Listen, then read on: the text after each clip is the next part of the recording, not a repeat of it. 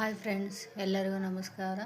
ಬೆಳಗ್ಗೆ ಜಲ್ದಿ ಎದ್ದು ಗ್ಯಾಸ್ ಕಟ್ಟೆಲ್ಲ ಕ್ಲೀನ್ ಮಾಡಿ ಕಾಲೇಜ್ಗೆ ಹೋಗೋರಿಗೆ ಅವಲಕ್ಕಿ ಮಾಡಿಕೊಟ್ಟೆ.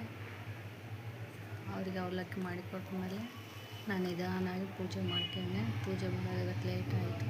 ಅದಕ್ಕೆ ಲೇಟ್ ಆಯಿತು ಅಂದರೆ ಇವತ್ತು ನಮಗೆ ಗ್ಯಾಸ್ ಯಾಕೋ ಹೊಸ ಗ್ಯಾಸ್ ಖಾಲಿ ಆಗಿ ಹೋಗಿತ್ತು. ಹೊಸ ಸಿಲಿಂಡ್ರ್ ಇಡಕ್ಕೆ ಹೋಗಿದ್ವಿ. ಯಾಕೋ ಲೀಕ್ ಆಗಕತ್ತಿತ್ತು. ಮತ್ತು ಅವ್ರನ್ನ ಕರ್ಕೊಂಬಂದು ಮಾಡಿಸಿದ್ರೆ ಲೇಟ್ ಆಯಿತು.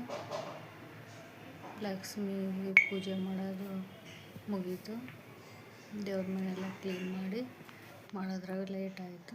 ಮತ್ತು ಕಾಲೇಜಿಂದ ಬರ್ತಾರೆ 12ವರೆಗೆ. ಅಷ್ಟೊತ್ತಿಗೆಲ್ಲ ನಾನು ಅಡುಗೆ ಮಾಡಬೇಕು.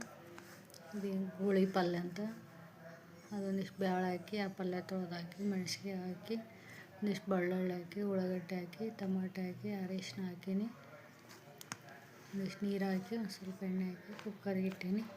ಕುಕ್ಕರ್ಗೆ ಇಟ್ಮೇಲೆ ರೈಸ್ ಮಾಡೋಕೆ ಈಗ ಜಲ್ದಿ ಮುಗಿಸ್ಬೇಕು ನಾನು.